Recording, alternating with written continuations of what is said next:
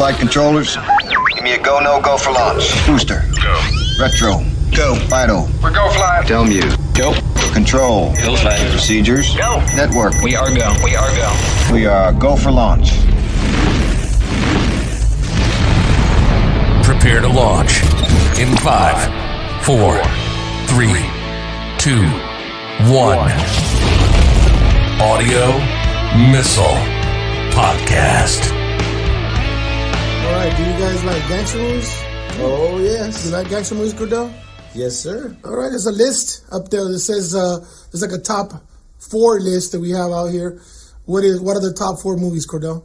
Well, the first one, obviously, for the gangster movies is 1972, The Godfather, directed by Francis Ford Coppola. Isn't The Godfather Part 2 better than The Godfather? Oh, well, yeah, there's better ones, yeah.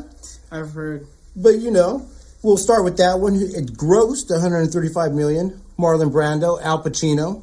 All right. Number 2 on the list, in 1983, Scarface. Say hello to my little friend. Yes, sir. I was chilling there. Scarface is a great movie. Brian De Palma, and Oliver Stone. But I always thought Carlito's Way was a way better movie. That's my favorite. Because it's believable. Sure. I mean, it's like one last chance. He has to make some money, get out of the life. Scarface, he does all this coke. He gets shot like 1,000 times. He keeps on going. He he doesn't die. It's like fucking like Terminator and shit. Sure. Well. And what's number 3? Well, speaking of Brian De Palma again, director, 1987's The Untouchables. Oh, The Untouchables with Robert De Niro, Kevin Costner. Sean Connery. I saw that movie. With his Irish accent. I can't do that. I love that movie. That was a good movie. It was Al Pacino. Robert De Niro got fat for that role. Are you sure? Yeah, he was a fat Al Capone. Wow. Well, it grossed $76 million. Okay, when it came out, that was good. And let's go to the next movie, which is Goodfellas. Oh, wow, that's my all-time favorite. Martin Scorsese. Cool. That's a great movie. I'm surprised he didn't win an Oscar for that movie. That movie was amazing. And that one has Robert De Niro. Ray Liotta. Joe Pesci. Joe Pesci. Yeah. And so, you said something earlier that Robert De Niro gained weight. Yeah. Well, that's ironic because for this new movie we're going to talk about, he had to lose weight. They had to youthifize him. How do you say that? I don't know. Youthification is the word. Oh, youthification. Youthification. When they use CG? Yeah, CGI. Yeah. And so we brought that up in a former podcast where we talked about dead actors using CGI. It turns out they're doing CGI on living actors. Instead of getting a younger actor. Yeah. Not just James Dean? In the original Godfather, Marlon Brando, he plays the older, and then Robert De Niro plays the younger Godfather, right? That's going to hurt even more. So, they hired 2 actors to do, so they both got paid. But now, on this time, they would have just CG'd a young Marlon Brando and screwed Robert De Niro out of the best role of his life, right? Sure. Well, the script is called I Heard You Paint Houses, and it's by Charles Brandt, and it's based on interviews he did with Frank Sheeran. And supposedly Sheeran claims he's the one who disappeared Jimmy Hoffa. Then tell us where the body is. Yeah, if it's true. Yeah, that's the thing. So, Netflix, they bought the rights for the script for $105 million. Wow. As well as the budget was $159 million. Oh, right. And, the budget, $159 million. Wow. The movie, 3 hours long. Ridiculous.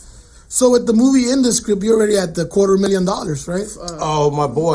And it gets even more dicier because there was an FBI investigator who had a comment. He called it all fantasy. Yeah, he said it was fake. Yeah, that's right, my boy. And De Niro responded to the backlash that the movie was not true. He said, well, The Irishman doesn't claim to be a true story, just a good story. What an ass. Well, you know what? Everything could be based on a real story. True. Technically. Yeah. Well, some claim he was approached by the mob over the movie saying, hey, it's not accurate, guys. But, so far, it's had $7.5 million it's made at the box office, and it racked up 30 million views in its first week, And they're going to try to get it into the Grammys and the Golden Globes. So Netflix already got 34 nominations. Does it qualify for the Oscar? Well, I heard that. I heard they're snubbing him.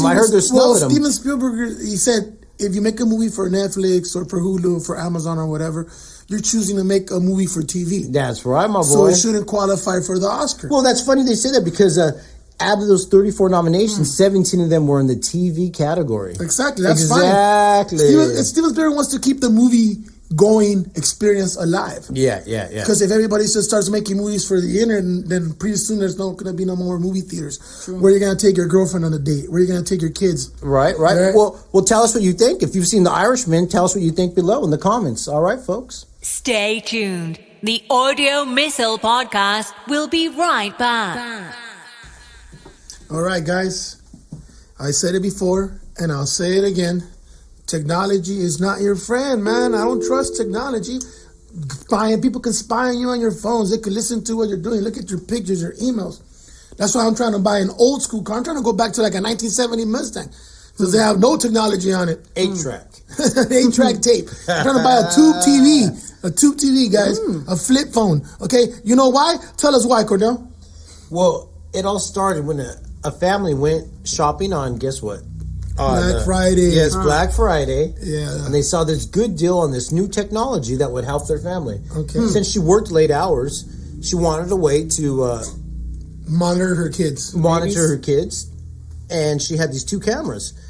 And so she purchased them, and they're from a company called The Ring.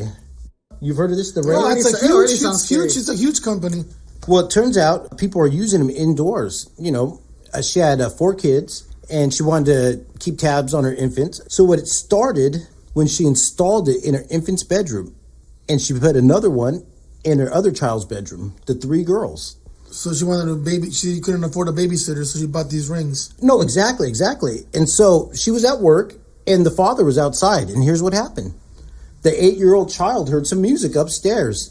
And I think the song was Tiptoeing Through the Tulips. You ever heard that song? Yeah, the classic song. You know, so the 8-year-old girl thought it was her sisters playing upstairs. And so she went upstairs, and as she walked in the room, the music stopped.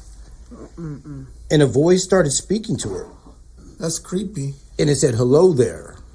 But that's creepy because that guy could have stayed. If it's a pervert, he could have stayed quiet and watched these kids get dressed. That's pretty scary if you have kids. I mean, I know it's convenient. You're at work, you check up on your kids, but there could be a pervert looking at your kids too. Well, you know, you took it in a whole other direction I wasn't even thinking about. I was just going to tell you what he said, all the weird things he said. But you said, what about the guys who don't say nothing? Yeah, that could be. Now think about that. A bunch of perverts. Yeah, quietly. How long was he perving out? No, they had barely just installed the system, and the guy just went wild. Out the door, he started saying weird things, just playing like music, like a teenager. But they could be perverts out there. But yeah, and that's the point, is that these technologies are dangerous. You know, it helps you keep tabs on your kids, but he started saying weird things to her, and so she was crying for mom. He went downstairs, and the husband immediately unplugged it. If you want to do that shit, you better go buy an encrypted camera and actually put out some money so no one can see your feed. No, I'm telling you. And so it didn't stop there. And you know, it's funny, when she went downstairs, the first thing she told her dad was, she goes, "Someone's being weird upstairs." Oh my God. Uh-oh. And that's exactly what the person was weird. He wasn't a pervert. Because if he was a pervert, he would have kept his mouth closed. I'm saying, there could be a lot of people out there recording videos of your kids. So if you have one of those Ring cameras, be careful, be aware. What kind of stuff was he? Just scary stuff? He was saying he was Santa Claus. Like, I'm Santa Claus. He was telling her to you can mess up your room, and he was trying to get her to be a bad kid. But I saw a video where the grown woman, he was asking her to flash her tits. And, it did happen. More aggressive. And you know, also it happened in another incident in Cape Coral, Florida. Mm-hmm. You know, and it happened when a man started talking to them through the camera, and he was making racist comments to the son. And he was saying, "Is your kid a baboon? Is your kid like a monkey?" And saying stuff like that. And then also it happened in Atlanta. He was screaming at the couple while they were in bed. I mean, wow. And then even in another one in Grand Prairie, Texas, the dude tried to threaten them with a ransom demand. And that ain't funny, you know, so if you got one of those rings, or you know, the other one is called the Nest. Well, I mean, I'm pretty sure it's not just the Ring camera. Any camera that has internet access can be hacked by someone that has the skills. Be aware when you go buy one of these new cameras or any technology out there that you're leaving yourself exposed for people that know what they're doing, hackers out there. Yeah, let us know if you hear of anything happening or have an experience, you know, in the comments below. Stay tuned. The Audio Missile Podcast will be right back. All right, 21 Jump Street. You guys are fans of the TV show, not the movie. The TV show, the original TV show. Yes, sir. Yes, sir. Okay. You're too young for that, my boy. Yeah, you don't remember Johnny Depp? I know the movie. Holly P. And That's then- before your time. And then we have Richard Grieco, right? Yeah. Well, did you hear what happened? What, he's got new eyebrows? Well, it turns out he had a little too much to drink, and going through Dallas-Fort Worth Airport, Oh, shit. he got into it at the American Airlines counter. He got belligerent? Oh, no, yeah, he got belligerent. They ended up putting him in handcuffs. Don't you arrested know him. who I am? And it was No, probably, he said that. probably a young kid that was like, no. No? Yeah, Boris would be like, no, And sir, he really you're drunk. meant it like, no, sir, I don't know who you are. You got pretty pissed off. I was on 21 Jump Street. No, you weren't. I saw the movie. Not the movie, the TV show. Damn you. Well, and he was crying. He started sobbing. No. poor After. Yeah, he broke Well, down. you could play a tough guy on TV. Doesn't mean you're a tough guy in real life. Come on. man. You don't have to be a doctor to play a doctor. That's right, my boy. Well, we'll see if this gives us some positive press. It's not going to give him no street cred if he was crying when he got arrested. That's for sure. No. Well, That's like negative street cred. Well, it's not. What he said was that he had taken some Klonopin along with his drinks. Something in his butt? No, that's some type of a medication for stress. He said, and the police told him, "Well, you're not supposed to drink with that," and because he has problems. He said, flying. Don't you know who I am? Don't you know who I am?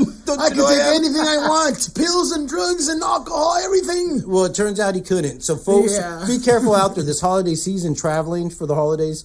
Don't get too drunk out there because you can also get arrested while flying. Yeah. You can get, We call that an FUI. you go to jail for being a dumbass. All right. Stay tuned. The Audio Missile Podcast will be right back. Okay, in our past podcast, we talked about the homeless epidemic and about my idea for a homeless island. Well, Plastic Island. Dude, that was a ridiculous idea at the time. But what, my man? Well, it seems like Oakland now, they're thinking about putting a ship and housing 1,000 homeless people on this ship and docking it somewhere, right? That's a cruise ship. It started when Oakland City Council president made a surprise announcement that the city is negotiating to convert a cruise ship to a homeless shelter, and it would house up to 1,000 people. So she brought up the idea of the possibility earlier this year that the ship could provide emergency housing. Wow. So they're going to fill it up with people and then sink it, or what's the plan? Well, you know what happened? The Port of Oakland sank the idea because they said, guess what? There's no room for you to park that ship here. The same problem they're having out here. Everybody wants to help the homeless, but no one wants the shelters in their goddamn house. Come on, people, have some goddamn heart. Plastic Island, they get a ship, and once again, you still have nowhere to park the ship. Yeah. To put the homeless people. They could park it in the desert. And it isn't the first time. Where she got the idea from was Portland, Maine. A nonprofit tried to get grants to do the same idea earlier. And were denied? Oh, they were denied. Huh. Oh, definitely. Wow. But I'll take it back even farther to 2016 when the former mayor of San Francisco, he proposed converting an aircraft carrier to house the homeless. They were going to fly them around the country or what? Right. No, well, guess what? They ended up using it. Wow. So they put them all in the one in Long Beach, the goose. The spruce goose? You know what the spruce goose is? What is that? It's a plane made out of wood by Howard Hughes. No? Oh, man. We'll get into that next time, guys. Well, let us know what you think about the homeless problem, and would you be comfortable with a shelter in your community? Or a ship in your community. Or in your dock. Stay tuned. The Audio Missile Podcast will be right back. Okay. There's some people that are so famous that you know who they are, but you don't know shit about their music or anything else. And that person for me is Taylor Swift. Yeah, that's right, my boy. I know who she is, and she's beautiful, but I don't know one damn song that she sings. Does that make me old, or just I have taste? Have taste. Well, she's turning 30, and maybe she's maturing because she gave a speech that I know you saw and turned me on to, and I was pretty impressed by She it. gave a pretty powerful speech where she spoke about the trials and tribulations she had in the music business and other stuff. Well, it turns out her former producer, Scooter Braun, his company, bought her record label, big machine label, which owns all of her masters. And so he owns all of her music. So he bought all her music from under her. Yeah, and didn't tell her. And even tried to ban her from performing at that recent event. What they're saying is he received the funding from George Soros and the Carlyle Group, which includes like George Bush's holdings and financial investments. So it's like, So wow. all these rich people got together to screw poor Taylor Swift out of her music. Right. Taylor, I'm a bigger fan. I'm a fan now. Right, Yeah, well, you that's know. weird. Well, guess what? Here's what she said she's going to do. She said she's going to re-record all of her first 6 albums. So they could be like hers. Yeah. She's that ballsy. That's what she's going to do. But can she? Don't they own the rights? No. Nah, if she No. could, like, They own the original tracks. They own the performances, the song. Okay. Where you compose together. But we'll see. right. It's very interesting that she's speaking up right now. She's empowering women. Yeah, it's good. I mean, they're always getting abused, taken advantage of. It's good to hear her have a powerful, strong woman. voice, huh? Yeah, using it for good. So let us know in the comments below what you think, folks. Stay tuned. The Audio Missile Podcast will be right back. All right. And Russia is in the news again. And it's not for supporting our president. It's for something else. What's going on? Well, as of December 9th, the anti-doping agency banned Russia from all international sports for 4 years due to steroids. Well, they must have ran out of money. They couldn't bribe the officials because they're busy bribing our administration out here. Well, they got a long history. This goes back to when we were kids. They were already doing this stuff. We grew up famous for Russian athletes. I remember in the 80s when some of the athletes had to represent themselves because they couldn't represent the country, right? Sure. Something like that. And so they originally were banned 2014, but they got reinstated. But Okay. sure enough, it happened again. And so this time they said, guess what? You guys are banned from the 2020 Olympics and the 2022 World Cup. Wow. Yep. Yeah, they're getting harsh on them. But guess what? Your boy Vladimir Putin says he wants to make a pill. I guess we have money and The time. KGB is like, nah, they're not going for that. I mean, how stupid can you goddamn be? You're already known for doping. Why would you dope? Stay tuned. The Audio Missile Podcast will be right back. Okay, last podcast we talked about some kids. Their stuff was going missing in their lockers. Yeah. And they ended up, they set up a camera and they busted the coach, who was the one that was stealing the stuff. Well, some kids were staying at a hotel and they discovered some cameras. What happened, Cordell? Well, it turns out Wisconsin high school students, they went on an out-of-state field trip and they found hidden cameras in their hotel rooms. And this was in Minnesota. In a twist of fate, they've placed a staff member on precautionary leave. He was accompanying the trip as a chaperone while they were staying at the Hyatt Regency. And here's why. So they had a pedo driving the kids around? Or That's what? something. Well, I'm going to tell you, my boy.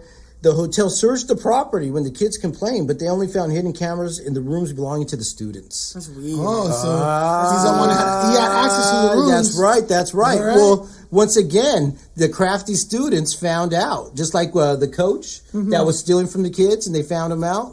Once again, these students found this guy out. Wow, we're living in crazy times. You can't even change your clothes without looking around for cameras anymore. That's right. Well, the good part is kids are being more clever nowadays. They're learning. They're getting brighter. And these people aren't always going to get away with this stuff. No, they're going to get caught. So if you're out there being a pervert, be careful. Eventually you're going to get caught. Be careful.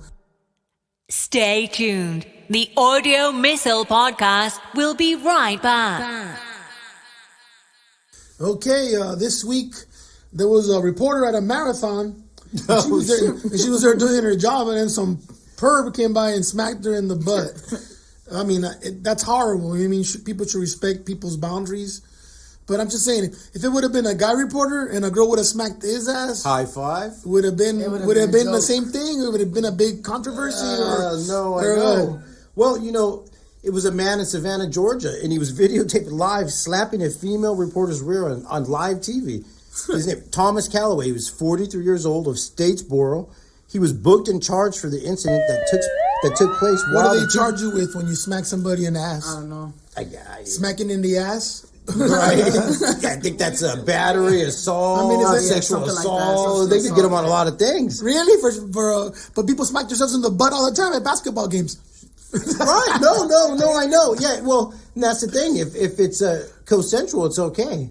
But if no means no, if someone's not into it, well, the thing she didn't even know, she was broadcasting live, and this was a marathon on a bridge. And as the runners were going by, she felt Damn, smack. That's right. And he kept going, and she was stunned. So, she immediately took to Twitter, and this is what she said. To the man who smacked my butt on live TV this morning, you violated, objectified, and embarrassed me. No woman should ever have to put up with this at work or anywhere. Do better. Wow, and this guy, he was someone important, I think, in the community, right? He did something like, wasn't he like a junior pastor or something? I think so. I don't know. Well, no. Well, he did get booked. I'm not sure. I'm just saying. Yeah. Well, he did get booked, and guess what? He went into this TV station and wanted to do an on-air apology. Oh, wow. Yeah, where he apologized. Well, he had to. Well, after you're facing consequences, I'm pretty sure, oh my God, okay, I'll apologize. His business and his whole life would have been ruined. Yeah. You should go to jail, like prison, and get spanked by 100 inmates. So sure. Oh. Stay tuned. The Audio Missile Podcast will be right back. Well, we have a National Football League story, and it doesn't involve a player beating up his girlfriend or doing a homicide or anything horrible. It's actually a feel-good story for once. So it started when Khalil Mack, the Chicago Bears linebacker, brought some Christmas cheer when his foundation paid off $80,000 worth of layaway at a Fort Pierce Walmart. More than 300 accounts got paid off by Secret Santa. Wow. Yeah, he contacted the Walmart. It's not so secret if everybody knows it was him, right? Right. Well, eventually came out. You know how they contacted the people was through Facebook. Oh, amazing. And they put out a tweet, saying, hey, if you're one of our layaway customers, guess what? All your debt's been paid off. By a Secret Santa. By a Secret Santa. By the Khalil Mack Foundation. And this ain't the first time. He did it at his original high school where he played football there. He once donated 100 pair of cleats to the football team. Wow. He's a good guy, huh? Why are more athletes and more entertainers and more famous people doing this? Sure, no. Or rich people in general. And speaking of the NFL, you heard about Kaepernick, what happened? Yeah, they're tired of his bullshit. They say, you know what, we're done with you. Yeah. Well, they set up a private thing with 30 scouts to test him out and see if what they're going to do with them.